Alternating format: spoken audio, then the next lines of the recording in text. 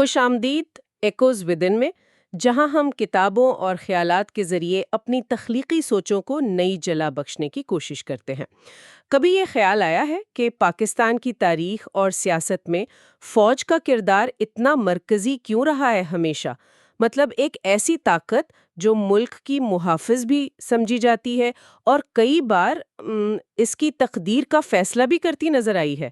جی، یہ سوال تو پاکستان کی آپ دیکھیں پوری تاریخ کے بالکل مرکز میں ہے کہ ایک طاقت جو سرحدوں کی نگہبان تھی وہ ملک کے اقتدار کے ایوانوں تک کیسے پہنچی اور پھر وہاں ٹھہری کیوں رہی۔ تو آج ہم اسی گتھی کو سلجھانے کی کوشش کریں گے۔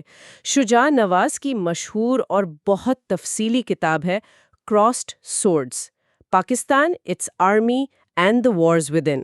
ہم اسی کتاب کے اہم اقتباسات اور تجزیوں کی روشنی میں بات کریں گے۔ ہمارے پاس جو مواد ہے وہ اسی کتاب سے لیا گیا ہے، اور ہمارا مقصد ہے کہ اس وسیع تحقیق میں سے وہ آپ کہہ لیں کلیدی نکات اور بصیرتیں نکالیں جو پاکستان آرمی کے ارتقاء کو سمجھنے میں مدد دیں اور اس کے کردار کی پیچیدگیوں کو، ملک پر اس کے گہرے اثرات کو سمجھنے میں مدد دے۔ بالکل، یہ کتاب تو ایک بہت بڑے کینوس پر پھیلی ہوئی ہے، تقسیم ہند سے لے کر 21ویں صدی کے اوائل تک کے حالات کا احاطہ کرتی ہے۔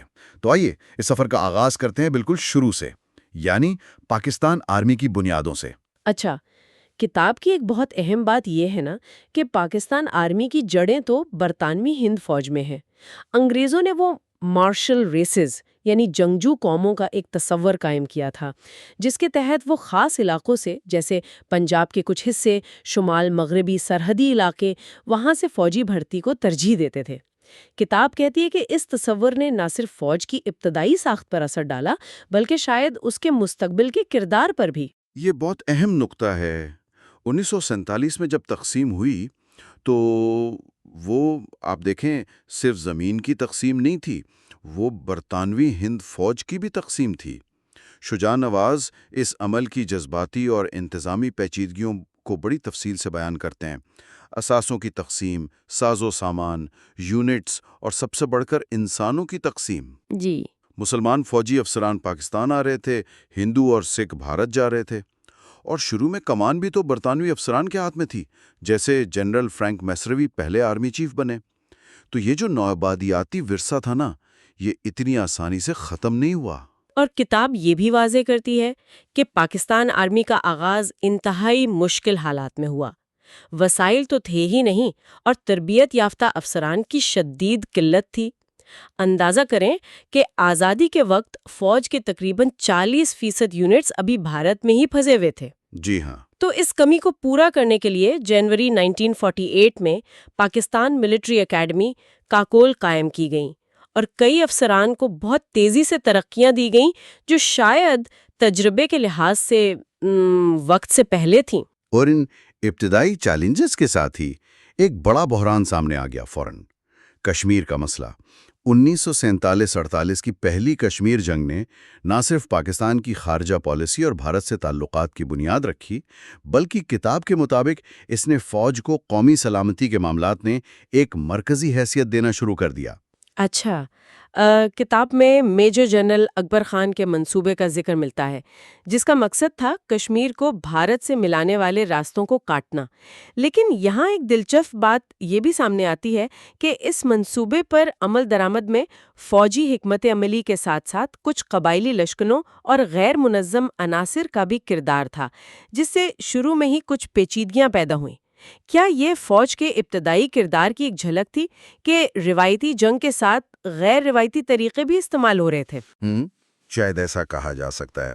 اور اسی دوران ملک کے اندرونی سیاسی حالات بھی آپ دیکھیں بالکل مستحکم نہیں تھے۔ 1951 میں وزیر اعظم لیاقت علی خان کا قتل ہوا، وہ ایک بہت بڑا دھچکا تھا۔ اس کے بعد بیوروکریسی کا اثر بڑھا، خاص طور پر گورنر جنرل غلام محمد اور پھر اسکندر مرزا، جو خود بھی فوجی یا بیوروکریٹک پس منظر رکھتے تھے۔ شجاع نواز کی کتاب اس دور کو سول ملٹری تعلقات کے توازن میں بتدریج تبدیلی کے طور پر دیکھتی ہے، یعنی سیاسی کمزوری نے فوج کے لیے جگہ بنائی۔ اور پھر وہ مرحلہ آیا جس نے پاکستان کی تاریخ کا رخ ہی بدل دیا، 1958 کا martial law. General Ayub Khan نے اقتدار سنبھالا اور ملک میں براہ راست فوجی حکمرانی کا پہلا طویل دور شروع ہوا۔ کتاب کے مطابق ایوب خان نے اپنے اقدام کا جواز یہ دیا کہ سیاسی دان ناکام ہو چکے تھے اور فوج کو ملک کے محافظ کے طور پر مداخلت کرنا پڑی۔ یہ محافظ کا تصور کتاب میں بار بار آتا ہے نا؟ جی ہاں، یہ محافظ کا تصور بہت کلیدی ہے۔ ایوب دور میں نہ صرف پہلا مارشل لاء لگا بلکہ پاکستان امریکہ کے بھی بہت قریب آ گیا۔ کتاب کا ایک حصہ ہے کوٹنگ انکل سیم، وہ اسی تعلق پر روشنی ڈالتا ہے۔ اچھا۔ سرد جنگ کا ماحول تھا، پاکستان سیٹوں اور سینٹوں جیسے معاہدوں کا حصہ بنا، امریکی فوجی اور معاشی امداد ملی۔ کتاب کا تجزیہ یہ ہے کہ اس امداد نے ٹھیک ہے پاکستانی فوج کو جدید بنانے میں مدد تو دی، جی، لیکن ساتھ ہی اس نے فوج کو ریاست کے اندر ایک اور زیادہ طاقتور اور خود مختار ادارے کے طور پر مستحکم کر دیا، جس سے وہ جو سول ملٹری توازن تھا وہ مزید بگڑ گیا۔ لیکن اس فوجی طاقت کی کوئی معاشی قیمت بھی تو ہوگی۔ کتاب میں پرویز حسن اور محمود الحسن خان جیسے ماہرین کے حوالے سے بتایا گیا ہے کہ کس طرح دفاعی اخراجات خاص طور پر 1965 کی جنگ کے بعد ملکی معیشت پر بوجھ بنتے گئے، اور جب امریکی امداد کم ہوئی تو یہ بوجھ اور بھی زیادہ محسوس ہوا۔ یہ دفاع اور ترقی کے درمیان توازن کا مسئلہ تو آج بھی اہم ہے پاکستان کے لیے۔ بالکل، اور دفاعی خراجات کا یہ معاملہ صرف اعداد و شمار کا نہیں، یہ ترجیحات کا بھی ہے۔ کتاب 2005 کے اعداد و شمار کا حوالہ دیتی ہے کہ پاکستان کا دفاعی بجٹ جی ڈی پی کا تقریباً 3.4% تھا، جو دنیا میں بلند ترین شرحوں میں سے تھا۔ تو یہ سوال اٹھتا ہے کہ قومی سلامتی کی تعریف کیا ہے اور اسے حاصل کیسے کیا جائے؟ ایوب خان کے دور میں ہی 1965 کی جنگ بھی ہوئی۔ کتاب آپریشن جبرالٹر اور گرینڈ سلیم کے منصوبوں کا ذکر کرتی ہے، لیکن ساتھ ہی عمل درآمد کی سطح پر کچھ خامیوں کی نشاندہی بھی کرتی ہے، جیسے چم جوڑیاں سیکٹر میں کمان کی تبدیلی ہوئی جس سے پیش قدمی کی رفتار متاثر ہوئی۔ اس جنگ کے نتائج بھی ملے جلے تھے اور اس نے بھی معیشت پر اثر ڈالا۔ لیکن 1971 کی جنگ وہ ایک ایسا موڑ تھا جس کے اثرات بہت گہرے اور آپ کہہ لیں دائمی ثابت ہوئے۔ کتاب مشرقی اور مغربی پاکستان کے درمیان بڑھتی ہوئی سیاسی خلیج، شیخ مجیب الرحمان اور ذوالفقار علی بھٹو کے درمیان اقتدار کی کشمکش، اور پھر فوجی آپریشن سرچ لائٹ کی ناکامی کا تفصیلی جائزہ لیتی ہے۔ نتیجہ مشرقی پاکستان کی علیحدگی اور بنگلہ دیش کا قیام تھا۔ یہ نہ صرف پاکستان کے لیے قومی سانحہ تھا بلکہ فوج کے ادارے کے لیے بھی ایک بہت بڑا دھچکا تھا۔ شجاع نواز کے مطابق اس نے فوج کی اسٹریٹجک سوچ اور منصوبہ بندی پر سنگین سوالات کھڑے کر دیے۔ اور کیا اسی دور میں ISI یعنی انٹر سروسز انٹیلیجنس کا کردار بھی زیادہ نمایاں ہونا شروع ہوا؟ جی ہاں، کتاب اس طرف اشارہ کرتی ہے۔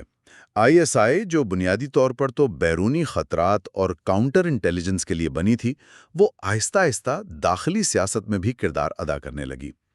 ریاست کے اندر ریاست کا جو تصور ہے نا، کتاب کے مطابق اس کی جڑیں کہیں نہ کہیں اس دور میں بھی ملتی ہیں۔ اچھا، پھر 1971 کے بعد ذوالفقار علی بھٹو اقتدار میں آئے۔ ان کا فوج کے ساتھ تعلق شروع سے ہی بڑا دلچسپ اور پیچیدہ رہا۔ آتے ہی انہوں نے آرمی چیف جنرل گل حسن اور ایئر چیف رحیم خان کو برطرف کیا۔ ان پر وہ بوناپارٹسٹ رجحانات کا الزام لگایا تھا، یعنی نیپولین کی طرح سیاست پر حاوی ہونے کی کوشش۔ جی، بعد میں انہوں نے جنرل ٹکا خان اور پھر نسبتاً ایک جونیئر آفیسر جنرل ضیاء الحق کو آرمی چیف مقرر کیا۔ کیا یہ فوج پر سویلین کنٹرول قائم کرنے کی کوشش تھی؟ بظاہر تو یہی مقصد لگتا تھا، لیکن تاریخ نے پھر کچھ اور ہی رخ اختیار کیا۔ بھٹو کے دور میں پاکستان کے ایٹمی پروگرام نے بھی تیزی پکڑی، جس میں ڈاکٹر عبدالقدیر خان کا کردار اہم رہا۔ لیکن 1977 میں انتخابات میں دھاندلی کے الزامات لگے، ملک گیر احتجاج ہوا، اور پھر انہی جنرل ضیاء الحق نے بھٹو کا تختہ الٹ دیا۔ ملک میں تیسرا مارشل لا نافذ ہو گیا، اور پھر بھٹو پر مقدمہ چلا اور انہیں پھانسی دے دی گئی۔ جی، ضیاء دور ایک طویل دور تھا اور پاکستان پر اس کے بہت گہرے نقوش ہیں۔ اسلامائزیشن ہوئی، افغان جنگ میں پاکستان کا کلیدی کردار رہا، ISI کی طاقت میں بے پناہ اضافہ ہوا، امریکی امداد دوبارہ بحال ہوئی۔ کتاب اس دور میں فوج کے کردار کی مزید مستحکم ہونے کا ذکر کرتی ہے۔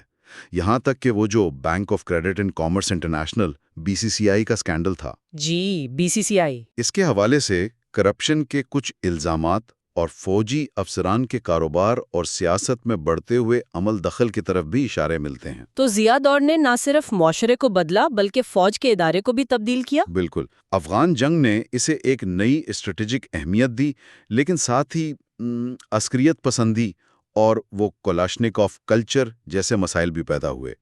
فوج کا سیاسی اور معاشی کردار پہلے سے کہیں زیادہ بڑھ گیا۔ 1988 میں ضیاء الحق کی موت کے بعد جمہوریت بحال ہوئی، لیکن کیا واقعی طاقت سویلینز کو منتقل ہوئی؟ کتاب وہ تریویکا کا ذکر کرتی ہے، صدر، وزیر اعظم اور آرمی چیف کے درمیان طاقت کی ایک مسلسل کشمکش۔ بے نظیر بھٹو اور نواز شریف کے ادوار میں حکومتیں تو بنتی رہیں، لیکن پس پردہ فوج کا اثر و رسوخ تو برقرار رہا۔ جی، یہ تریویکا کا طاقت کا کھیل 90 کی دہائی کی سیاسی عدم استحکام کی ایک بڑی وجہ سمجھا جاتا ہے۔ منتخب حکومتیں اپنی مدت پوری نہیں کر پاتی تھیں اور صدر، جو اکثر فوجی اسٹیبلشمنٹ کے قریب سمجھے جاتے تھے، 8ویں ترمیم کا استعمال کرتے ہوئے اسمبلیاں توڑ دیتے تھے۔ اور پھر آیا 1999 کا کارگل تنازع۔ یہ ایک اور اہم موڑ تھا۔ شجاع نواز کتاب میں اس وقت کے army chief general Pervez Musharraf اور chief of general staff Aziz Khan کے درمیان ایک مبینہ ٹیلی فونک گفتگو کا حوالہ دیتے ہیں، جس سے منصوبہ بندی کی سطح پر کچھ سوالات اٹھتے ہیں۔ اس مہم جوئی کے نتیجے میں بین الاقوامی دباؤ بڑھا اور نواز شریف کی سویلین حکومت اور فوجی قیادت کے درمیان تعلقات شدت کشیدہ ہو گئے۔ اور اسی کشیدگی کا انجام پھر 12 اکتوبر 1999 کو ہوا، جب جنرل پرویز مشرف نے نواز شریف حکومت کو برطرف کر کے ملک کا چوتھا فوجی انقلاب برپا کر دیا۔ مشرف نے روشن خیال اعتدال پسندی کا نعرہ لگایا، لیکن ان کے دور میں بھی شدت پسندی کا چیلنج موجود رہا۔ جی، اور پھر 9/11 ہو گیا۔ بالکل، 9/11 کا واقعہ پیش آیا اور پاکستان دہشت گردی کے خلاف عالمی جنگ میں امریکہ کا فرنٹ لائن اتحادی بن گیا۔ اس فیصلے نے پاکستان کو ایک نئی عالمی اہمیت تو دی، لیکن اس کے اپنے داخلی اور علاقائی بہت گہرے مضمرات بھی تھے۔ کتاب صرف سیاسی واقعات اور جنگوں تک ہی محدود نہیں رہتی نا، یہ جدید پاکستانی فوج کے اندر ہونے والی تبدیلیوں پر بھی بات کرتی ہے۔ جیسے بھرتی کے رجحانات میں تبدیلی کا ذکر ہے کہ اب صرف روایتی مارشل علاقوں سے نہیں بلکہ شہری مراکز اور دوسرے صوبوں سے بھی نوجوان فوج میں آ رہے ہیں۔ افسران کی تربیت کے جو اعلیٰ ادارے ہیں جیسے command and staff college Quetta اور نیشنل ڈیفنس یونیورسٹی اسلام آباد، ان کے کردار پر بھی روشنی ڈالی گئی ہے۔ جی ہاں، اور ایک اور اہم پہلو جس پر کتاب تفصیل سے بات کرتی ہے وہ ہے فوج کی معیشت میں بڑھتی ہوئی شمولیت۔ ڈیفنس ہاؤسنگ اتھارٹیز DHA، فوجی فاؤنڈیشن اور دوسرے کاروباری ادارے، ان کے ذریعے فوج کا معاشی دائرہ بہت وسیع ہو چکا ہے۔ کتاب اس حوالے سے مختلف آراء پیش کرتی ہے۔ ایک طرف تو یہ ادارے سابق فوجیوں کی فلاح و بہبود اور قومی ترقی میں کردار ادا کرتے ہیں، تو دوسری طرف یہ سوال بھی اٹھایا جاتا ہے کہ کیا اس سے فوج کی پیشے ورانہ توجہ متاثر ہوتی ہے اور کیا یہ معیشت میں غیر ضروری مداخلت ہے؟ اور آخر میں وہ ایٹمی پروگرام کا معاملہ بھی ہے، جہاں اس نے پاکستان کے دفاع کو مضبوط کیا، وہیں doctor Abdul Qadeer Khan network کے ذریعے ایٹمی پھیلاؤ کے الزامات نے بین الاقوامی سطح پر پاکستان کے لیے بڑی مشکلات پیدا کیں۔ کتاب اس پیچیدہ مسئلے کے مختلف پہلوؤں کا جائزہ لیتی ہے۔ تو خلاصہ یہ ہے کہ شجاع نواز کی کراس سورڈز پاکستان آرمی کی کہانی کو صرف ایک فوجی ادارے کی تاریخ کے طور پر نہیں دیکھتی، بلکہ اسے پاکستان کی ریاست، سیاست، معاشرت اور معیشت کے وسیع تر تناظر میں رکھ کر پیش کرتی ہے۔ یہ کتاب دکھاتی ہے کہ کس طرح فوج کا کردار وقت کے ساتھ ساتھ بدلا، ایک نو آبادیاتی ورثے سے ایک قومی فوج تک، پھر قومی محافظ سے ایک طاقتور سیاسی اور معاشی کھلاڑی تک۔ یہ کتاب واقعی پاکستان کی تاریخ اور اس کے مستقبل کو سمجھنے کے لیے ایک اہم ذریعہ ہے۔ یہ واضح کرتی ہے کہ فوج کا کردار کتنا کثیر الجہتی اور پیچیدہ رہا ہے۔ اور یہ ہمیں غور و فکر کے لیے ایک اہم نقطے پر چھوڑ جاتی ہے۔ کتاب کے تجزیے کی روشنی میں اگر دیکھیں تو کیا پاکستان کے لیے اصل چیلنج فوج کے اس تصور میں ہے کہ وہ ملک کی حتمی محافظ ہے جو اسے بعض اوقات جمہوری عمل سے بالاتر سمجھنے پر مائل کرتا ہے؟ یا پھر جیسا کہ دفاعی اور ترقیاتی اخراجات کی بحث سے ظاہر ہوتا ہے، اصل مسئلہ قومی سلامتی کی ضروریات اور ملک کی معاشی اور سماجی ترقی کی ترجیحات کے درمیان ایک پائیدار اور قابل عمل توازن قائم کرنے کا ہے۔ یہ وہ سوالات ہیں جن پر غور کرنا میرے خیال میں پاکستان کے مستقبل کے لیے بہت ضروری ہے۔